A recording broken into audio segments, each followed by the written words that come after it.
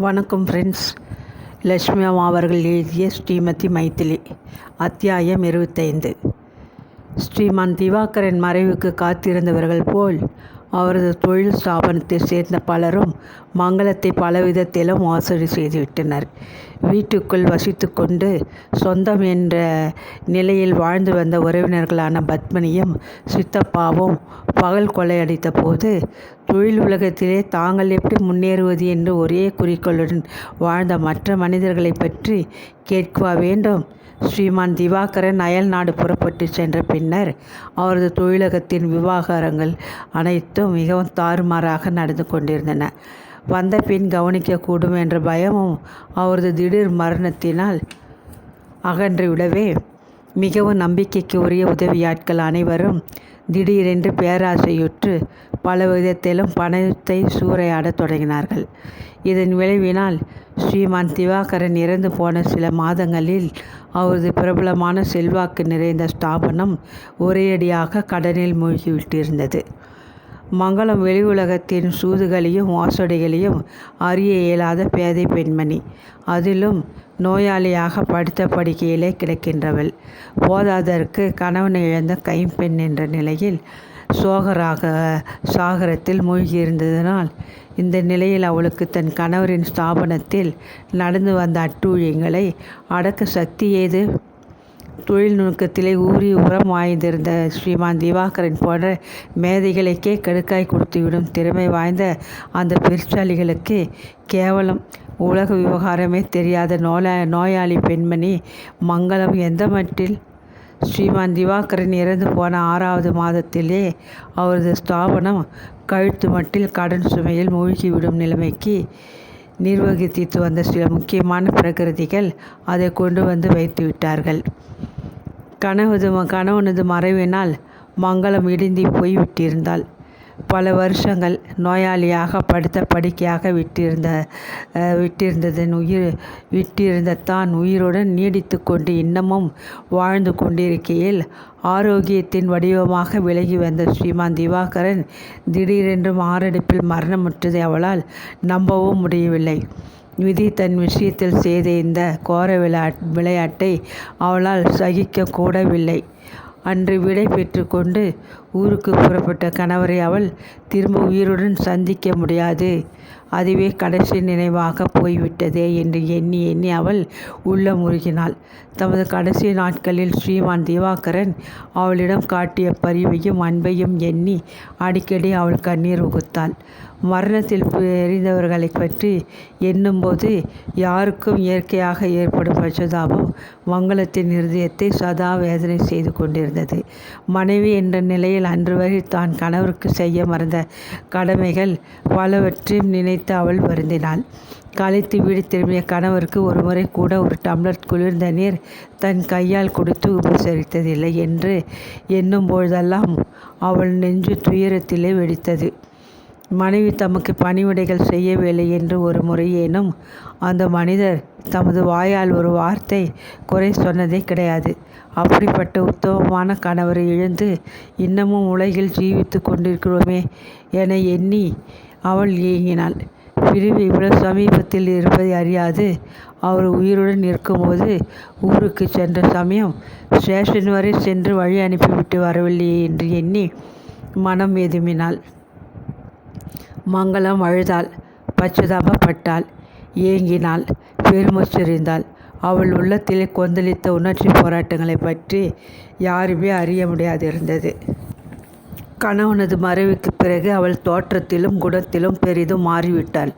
துயரம் எனும் தீயில் வெந்து கொண்டு வந்த உடல் நாளுக்கு நாள் விளைத்து கொண்டே வந்தது.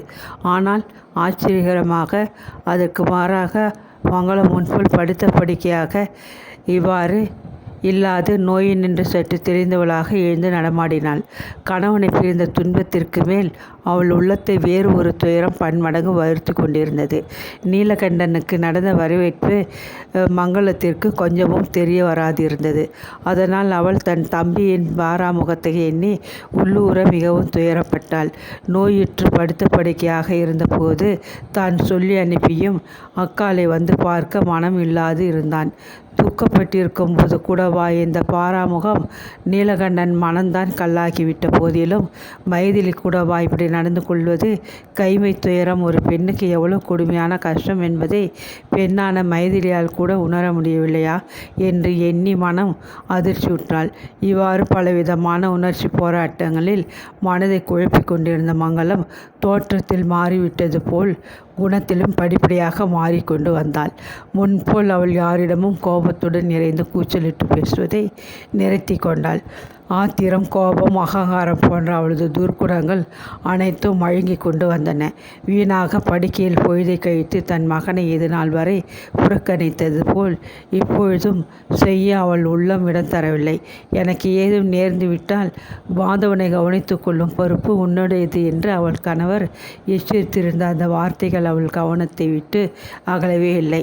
மங்களம் உயிருடன் இருந்தபோது ஸ்ரீமான் திவாகரனுக்கு தன் கடமைகள் சிலவற்றை செய்ய தவறிவிட்டிருந்தாள். ஆனால் அவர் மறைந்த பின்பு அவ்வாறு கடமைகள் என்று தவற அவள் விரும்பவில்லை. தமக்கு பின் மகனை கருத்துடன் வளர்க்க சொல்லி அவர் கட்டளையிட்டு போயிருந்தார். ஆதலினால் அவள் நிறைவேற்றி விடுவதென்று தீர்மானித்து கொண்டாள். அதன் பலனாக முன்போல் நாளின் பெரும் பகுதியை அவள் படுக்கையிலே கழிக்கவில்லை. எழுந்து நடக்கக்கூடிய தெளிவு ஏற்பட்டிருந்தது. தன் மகன் சாப்பிடும் போதும் படிக்கும் போதும் அருகில் இருந்து அன்புடன் கண்காணிக்க தொடங்கினாள். மனைவி என்ற நிலையில் பல கடமைகளை செய்ய மறந்து போன பின் தாய் என்ற நிலையில் அவ்வாறே கடமைகள் நின்று எங்கே தவறிவிடுவோமோ என்ற பயம் அவளுக்கு. மாதவனை தன் கண்ணின் கரிமணி போல் கண்காணிக்கும் நிமித்தம் இரவு வேளையில் அவன் நித்திரை செய்த அறைக்கு சமீபத்திலே தன் படுக்கையை அமைத்து கொண்டாள். மங்களம் இவ்வாறு மனம் மாறி நடந்து கொண்டு வந்த சமயம் ஒரு நாள் அவளது நலனில் பெரிதும் கவலை கொண்ட குடும்ப வக்கீல் அவளை சந்திக்க வந்தார். ஸ்ரீமான் திவாகரனது ஸ்தாபனத்திற்கு ஏற்பட்டிருக்கும் கடனை பற்றியும் அதன் தற்சமய நிலையை பற்றியும் ஸ்ரீமான் திவாகரன் விட்டு போயுள்ள சொத்துக்களின் மதிப்பை பற்றியும் விவரமாக கூறிவிட்டு தொடர்ந்து அந்த ஸ்தாபனத்தை நடத்துவதை விட அதை விற்று ஏற்பட்டுள்ள கடனை நிவர்த்தி செய்வதுதான் புத்திசாலிக்கு அழகு என்று உபதேசித்தார். திறமையும் உடல் ஆரோக்கியம் இல்லாத தன்னால் தன் கணவர் விட்டு சென்ற தொழில் ஸ்தாபனத்தை தொடர்ந்து நடத்தி வர இயலாது என்பதை பூரணமாக உணர்ந்த மங்களம் வக்கீலின் ஆலோசனைப்படியே நடக்க சித்தமானாள். நல்ல செல்வாக்கும் புகழும் அந்தஸ்துமாக வாழ்ந்த தனது கணவரது பெயருக்கு கடனாளி என்ற இழுக்கு ஏற்படக்கூடாது என்ற எண்ணத்துடன் அவர் மறைவுக்கு பின் ஏற்பட்டிருந்த எல்லா கடனையும் அடைத்துவிட தீர்மானித்தாள். ஸ்ரீமான் திவாகரன் தனக்கு பின் சொத்துக்கள் அனைத்தையும் தனது மனைவிக்கு என்று உயில் எழுதி வைத்துவிட்டு போயிருந்தார். ஆதலினால் மங்களம் தன் இஷ்டப்படி அவைகளை நிர்வகிக்க முடிந்தது. கணவன் பெயருக்கு ஏற்பட்டிருந்த கடன் சுமைகளை நிவர்த்திக்க அவளிடம் தேவையான ரொக்க பணம் இருக்கவில்லை. அதற்காக ஸ்ரீமான் திவாகரன் நடத்தி வந்த ஸ்தாபனம் அவளது விலை உயர்ந்த நகைகள் மங்கள பவனம் அனைத்தையும் ஒரே மூச்சில் வந்த விலைக்கு விட்டு நிலைமையை சமாளிக்க வேண்டி வந்துவிட்டது. வீட்டை விற்ற பின்பு தொடர்ந்து அங்கே வசிக்க முடியாமல் அவர்கள் அனைவரும் ஸ்ரீமான் திவாகரனுக்கு சொந்தமாக இருந்த வேறு ஒரு சிறிய பங்களாவில் குடியேறினார்கள். கணவன் உயிரோடு இருந்தபோது நடத்தி வந்த ஆடம்பரமான வாழ்க்கையை கையில் பொருள் அதிகம் இல்லாத போது தொடர்ந்து மங்களத்தினால் நடத்தக்கூடவில்லை. அதனால் பங்களாவில் முன்னிருந்த ஆட்களில் பாதி பேர்களை அவள் வேலை நின்று அகற்றிவிட்டாள். எல்லையில்லாத மீறி கொண்டு போயிருந்த அன்றாட குடும்ப செலவிற்கு திடீரென்று முற்றுப்புள்ளி வைத்துவிட்டாள். கையில் பணம் தாராளமாக குலுங்கினால் தானே கண்மூடித்தனமாக செலவழிக்க யோசனை தோன்றும். ஸ்ரீமான் திவாகரன் மறைந்து ஒரு வருஷ காலம் விரைவாக ஓடி சென்று விட்டது. முன்போல் இருந்தால் ஒரு சமயம் மங்களம் அவரது வருஷ திதித்திரத்தை மிகவும் ஆடம்பரமான தான தர்மங்களுடன் நடத்தியிருப்பாள். கையில் பணமுடை அதிகமாக ஏற்பட்டிருந்தனால் அவரது அந்தஸ்துக்கு குறைவு வைக்க மனமின்றி ஏதோ சுமாராக நடத்தி முடித்தாள்.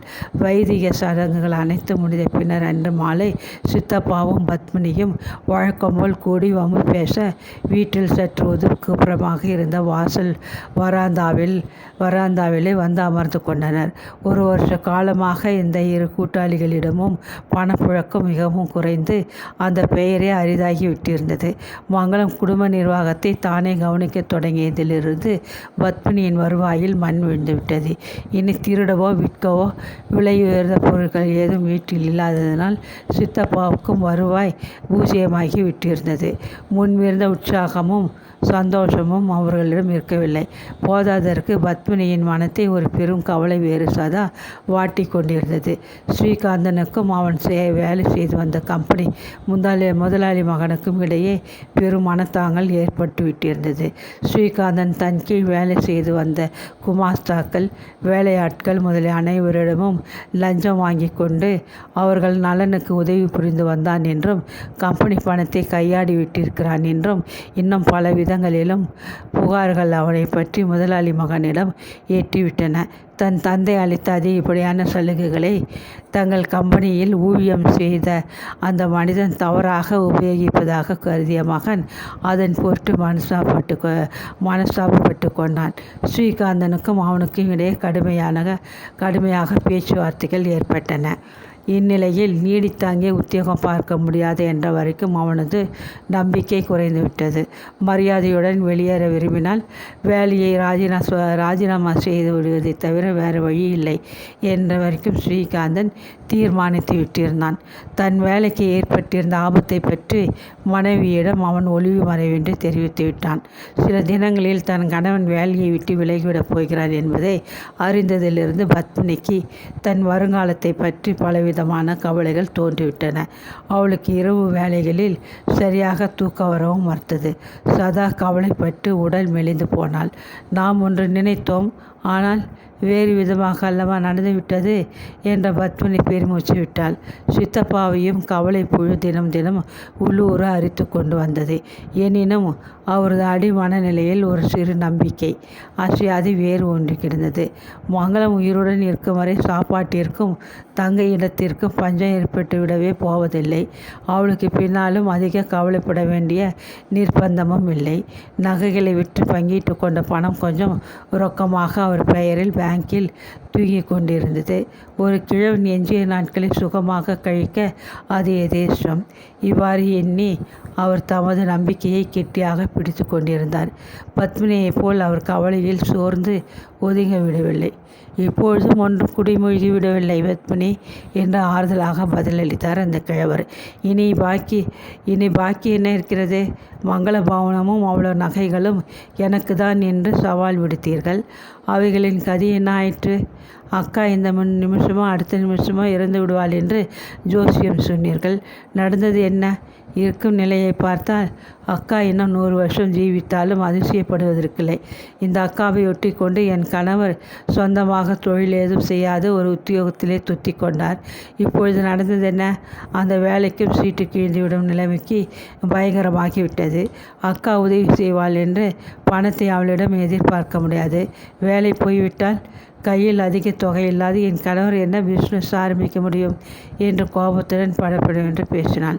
நகை விற்று கொஞ்சம் பணம் சேர்த்து வைத்திருக்கிறாயே, அதை நீ கொடுத்து உதவு. ஸ்ரீகாந்தன் அதை கொண்டு ஏதாவது சொந்தமாக தொழில் ஆரம்பிக்கலாம் என்ன முத்துசுவாமி விஷமமாக கூறிவிட்டு சிரித்தார். பத்மினி கோபத்துடன் நிமிர்ந்து உட்கார்ந்தாள். ஏன்? அதையும் கொண்டு போய் இவர் விரயம் செய்துவிட்டு என்னை நடுத்தெருவில் தவிக்க விடவா? அது என்னுடைய சொந்த பணம். அதிலிருந்து ஒரு தம்படி கூட நான் அவருக்கு கொடுக்க மாட்டேன் என்று ஆத்திரத்துடன் உருமினாள். கலிக்காலத்திலே இது போன்ற கண்ணகிகள் சில சமயம் கணவர்களுக்கு தேவைதான் என தமக்குள்ளே சித்தப்பா எண்ணிக்கொண்ட போதிலும் தமது அதிருப்தியை வெளியே காட்டி கொள்ளாது, பத்மினி, நீ அதிரியப்படாதே. நீ நினைக்கும் அளவிற்கு நிலைமை பயங்கரமாகிவிடவில்லை. உன் கணவன் வேலையை விட்டுவிட்டால் என்ன? சொந்தமாக ஒரு தொழில் ஆரம்பிக்கத்தான் ஒரு ஏற்பாடு செய்து கொண்டிருக்கிறேன். அது வெற்றிகரமாகிவிட்டால் மங்கள பவனத்தை போல் 4 மடங்கு பிரம்மாண்டமான பங்களாவை நீ உனக்கு சொந்தமாக வினாடி பொழுதில் வாங்கிவிடலாம் என்றார். அப்படியா என்று வியப்புடன் கேட்ட பத்மினி கண்களில் பொங்கிய கண்ணீரை துடைத்து கொண்டாள். இந்த 1 வருஷ காலமாக நான் என்ன சும்மா சாப்பிட்டு விட்டு சோம்பேறியாக தூங்கி கொண்டிருப்பதாக நீ எண்ணுகிறாயா என்ன? இல்லை அம்மா குழந்தாய், இல்லை. நீயும் நானும் ஸ்ரீகாந்தனும் ஒரு வருங்காலத்தை பற்றி கிஞ்சித்தும் கவலைப்படாதிருக்க ஒரு பிரமாதமான திட்டத்தை போட்டிருக்கிறேன். அது வெற்றிகரமாக முடிந்துவிட்டு பிற்பாடுதான் உனக்கு இந்த கிழவன் வார்த்தைகளில் நம்பிக்கை ஏற்படும் என்று மிகவும் அதட்டலாக பேசினார். பேசினார். பத்மினியால் அந்த திட்டம் என்ன என்று ஊகிக்க முடியவில்லை. ஆனால் சித்தப்பா பேசிய தோரணையில் அவள் மயங்கிவிட்டாள். சித்தப்பா, மன்னித்து கொள்ளுங்கள். என் அகத்துக்காரர் வேலை விஷயம் என் மூளையை குழப்பிவிட்டது. அதனால் பதட்டமாக பேசிவிட்டேன் என்று குழைவாக வேண்டிக் கொண்டாள். அது சமயம் ஆஃபீஸிலிருந்து விறுவிறுக்க ஸ்ரீகாந்தன் திரும்பி வந்து உள்ளே பரபரப்புடன் நுழைந்தான். வராந்தாவின் நாட்காலியில் ஒய்யாரமாக சாய்ந்து கொண்டிருந்த தன் மனைவியை கண்டதும் மிகவும் பதட்டமாக அருகில் ஓடி வந்து, பத்மினி, அந்த பையில் மூஞ்சில் ராஜினாமா எழுதிவிட்டு இருந்துவிட்டு வந்துவிட்டேன் என்று கூறிவிட்டு முகம் சிவக்க சித்தப்பா பக்கம் திரும்பினான். ஐயோ என்று பத்மினி அலறினாள். சித்தப்பா குபீர் என்று எழுந்து ஸ்ரீகாந்தின் கையை பற்றி தமாரிக்கு அமர செய்தார். கவலைப்படாதே அப்பா, உன்னை பற்றி தான் நான் சற்று முன் பேசி கொண்டிருந்தேன். இந்த வேலை போனால் உன்னை பீடித்த பீடை விட்டதென்று நிச்சந்தியாக இரு. உனக்கு இனிமேல் தான் நல்ல காலம் பிறக்கப் போகிறது. எனக்கு கொஞ்சம் ஜோசியமும் தெரியும். உனக்கு இப்பொழுதுதான் சுக்கிர திசை ஆரம்பித்திருக்கிறது என்று அறிவேன். நான் ஒரு பெரிய பிஸ்னஸ் உனக்காக ஆரம்பிக்க திட்டமிட்டிருக்கிறேன். உன் வருங்காலத்தை கவலையை என்னிடம் விட்டுவிடு என்று மிகவும் உற்சாகமாக பேசினார். வேலை போய்விட்டது என்ற திகிலுடன் வீடு திரும்பியிருந்த ஸ்ரீகாந்தனுக்கு இந்த வார்த்தைகள் அமுதத்தை போல் கேட்க மிகவும் சுவையாகத்தான் இருந்தன. மனதிற்கு எவ்வளவோ ஆறுதலாகவும் இருந்தன. சித்தப்பா என்ற உணர்ச்சி வசத்தில் பேச முடியாது அந்த கிழவரின் கையை பற்றி கொண்டு திணறினான். நான் பதிலுக்கு உன்னிடமிருந்து உதவியோ நன்றியோ எதிர்பார்க்கவில்லை. உன் பூரணமான ஒத்துழைப்பு ஒன்றை தான் எதிர்பார்க்கிறேன் என்று அவர் முடித்ததும் பரபரப்பாக குறுக்கிட்ட பத்மினி, சித்தப்பா, உங்கள் பேச்சிற்கு இதுவரை நாங்கள் ஏதும் எதிராக நடந்ததுண்டா என்று கெஞ்சிய குரலில் கேட்டாள். உங்களுடன் ஒத்துழைக்க நான் ஒரு பொழுதும் தயங்கவே மாட்டேன். சத்தியம் இது என்று உணர்ச்சி பெருக்கிலே படபடப்பாக ஸ்ரீகாந்தன் சொன்னான். சித்தப்பா முகத்தில் திருப்தி நிறைந்த புன்னகை அரும்பி மலர்ந்தது. தாம் ஆரம்பித்திருந்த திட்டத்தில் ஸ்ரீகாந்தனையும் இழுத்து போட்டுக் கொள்வதில் அவருக்கு பரம சந்தோஷம். ஒரு சமயம் அந்த திட்டத்தில் தோல்வி ஏற்பட்டால் ஸ்ரீகாந்தன், பத்மினி, சித்தப்பா, மங்களம் அனைவரும் கூண்டோட ஒரேடியாக நாசமாக்கிவிடலாம். வெற்றிலையை பகிர்ந்து கொள்ள முன்வருகின்ற பத்மினியும் அவள் கணவனும் தோல்வியை கூட சேர்ந்து அனுபவிக்க வேண்டும் என்று அவரது கெட்ட மனம் உள்ளூர எண்ணியது.